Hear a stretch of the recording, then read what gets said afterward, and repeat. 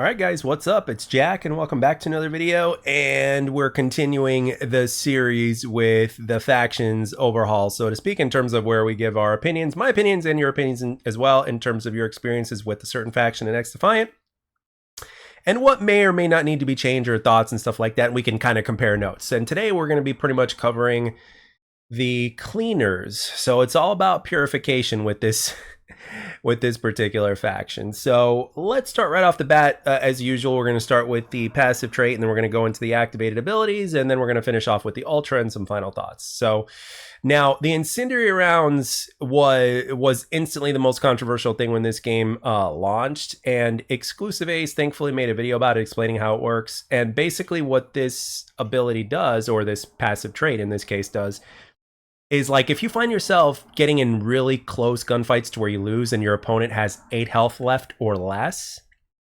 then this is what would make the difference. You know, at first, like myself included, at first I thought that this was like a direct counter to the Phantom's passive trait, but this is actually not the case. The Phantom would just have like, you know, 12 instead of 20 extra health, they would have like 12 if they were going up against you or whatnot. So basically it's basically like if you have 8 health or less for the most part, that this would make a difference. But other than that, not really. And I think, and I could be wrong about this, I think what it also does, I think it also does some additional, you know, damage towards abilities. For instance, like whenever you fire the incendiary round, you do a little bit of extra damage. When you know, when you're like firing into a bubble shield or just like a shield from the Phantom or whatnot. So to some degree it does help, but it's not like a direct thing. But for the most part, it's not like the Dragon's Breath or the incendiary rounds from COD World War II or anything like that. So it's in its own way. Now, whether or not you think this needs to be buffed or not really just depends on your personal experience and stuff like that. But I personally don't think so. I don't think we really need stopping power, unless they made it specifically for Phantoms, to where like it counters Phantoms like passive trait more than any other faction. That would be kind of interesting if they were to do that, but I don't know. And going back to what Mark Rubin said, it's going to be really interesting when he does get enough data. You know, I think like after the first month or so, I think is when they're going to get like a sufficient data. So we're almost there. And it's going to be very interesting to see exactly like in terms of like what,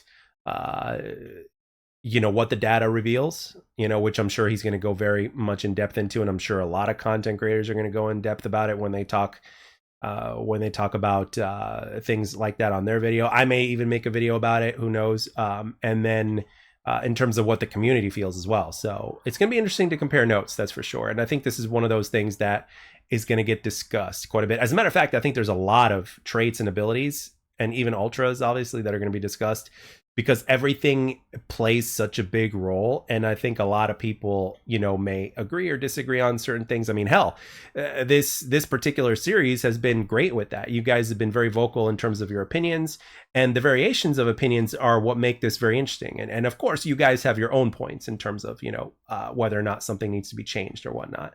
So anyway, let's move on to the first activated ability, and that is the firebomb. You know, just you basically walk into an area within a certain radius, which isn't a very big radius and by any means.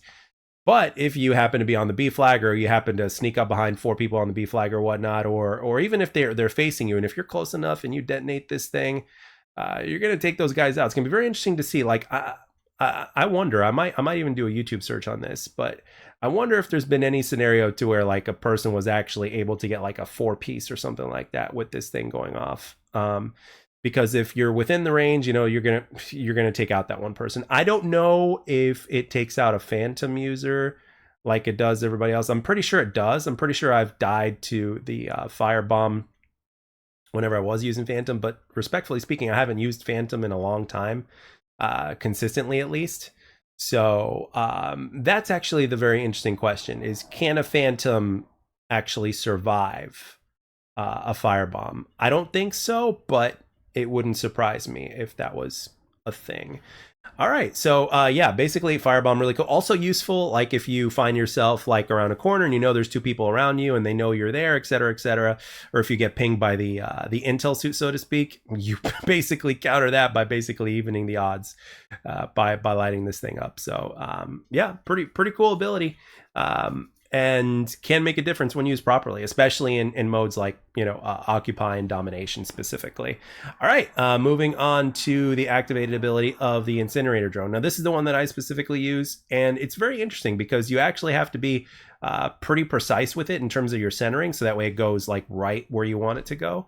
And it's actually really fast. I mean, the napalm line of fire is not very wide, but in terms of how fast the animation is and how fast this thing releases and how fast it moves from when it gets there is actually pretty quick. And I think that's the trade-off. And I think again, if you manage to center your targets really well and, or in some cases, kind of predict where they're going to be a split second before they'll be there, you can actually put in some work. And again, like I said, in specific modes that are very objective oriented, that are a little bit different than Hotshot. And the reason why I say that is because I just love Hotshot. So I don't play Domination as much. I don't play Occupy as much, but I love Hotshot, right?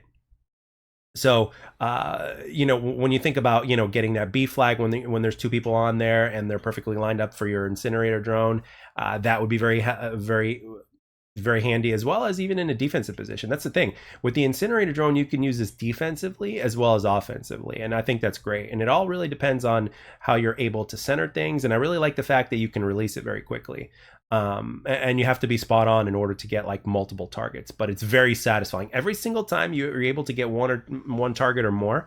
It is very, very satisfying. And I personally can't wait until they release private matches, so that way like there could be additional testing done with this stuff, because I'm pretty sure we're going to find some really cool stuff when it comes to all these abilities and ultras, et cetera, in terms of like just how effective they are and what they can and cannot do in due time. So I can't wait. And I think that's going to come in season 1.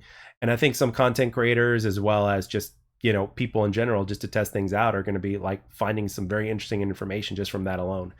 So anyway, yeah, Incinerator Drone could be really cool. Now, in terms of whether or not it needs a buff, this is a very interesting question, or if it needs, it certainly doesn't need to be nerfed, but like it just happens very quickly. Like you can't really see it coming. Like when you're on the other end of this thing, you can't really see it coming because everything just happens so fast. But at the same time, it's not like crazy overwhelmingly powered. But if you're directly within its, projected path, as well as its distance and whatnot, you're pretty much going to go down. So I think that's where the balance is at. So but again, we'll see what Mark Rubin's data says and what he reveals to us. So all right, moving on to the Purifier, the Ultra. Now this is very interesting because it doesn't work exactly like the Purifier that we know from Black Ops 3 and Black Ops 4, for instance, right? And obviously it's like an elephant in the room in terms of like, hey, what are we going to compare this to? Well, we're going to compare it to the Purifier from Black Ops 3 and Black Ops 4. Now, do I think that it needs to be like the Purifier of Black Ops 3 and Black Ops 4? No, I do not.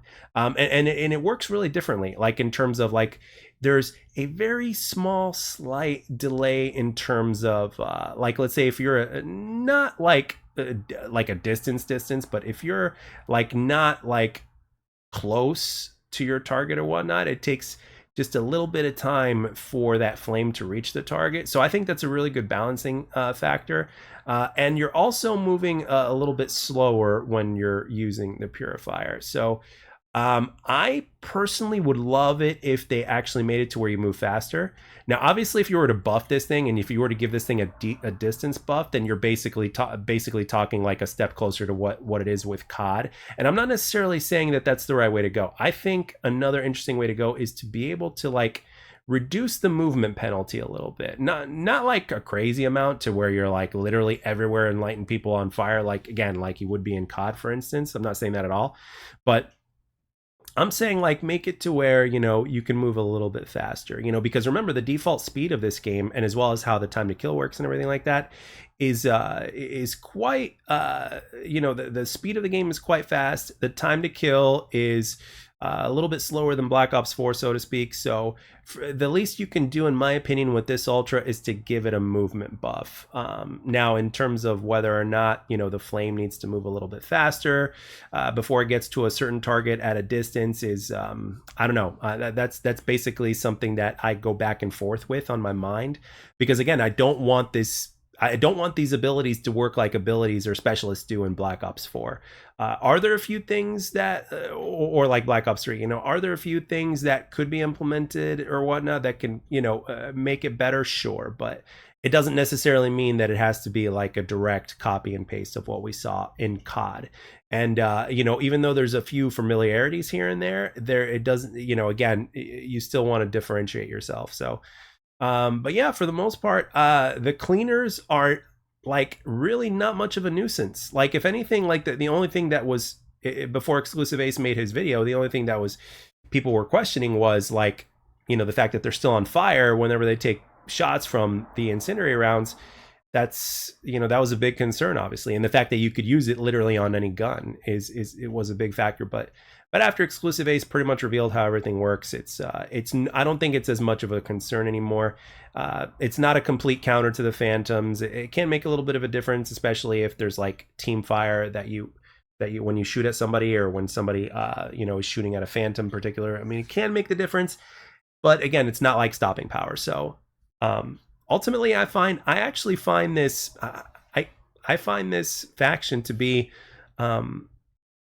decently balanced, actually. I might even argue that there might be a buff of some kind that needs to be had, but whether or not that happens really depends on other people's opinions and their experiences, as well as the data that Mark Rubin's going to reveal. So I'm looking forward to that day, because I think there may be a few things that we might find that are very interesting and maybe contrary to what we think. So, but with that being said, what's your experience with the cleaners? Do you have a good experience with them? Do you have a bad experience with them?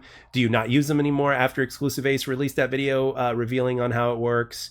Or do you continue to use them because you just love it very much and you play a certain game mode like Domination or Occupy and you just whip out that Purifier and clean house and take the B flag or whatever? So anyway, but with that being said, I'd like to thank everybody for taking the time to watch and or listen. Hope you enjoyed it. Looking forward to your thoughts on this faction, and I will catch you guys on the next one.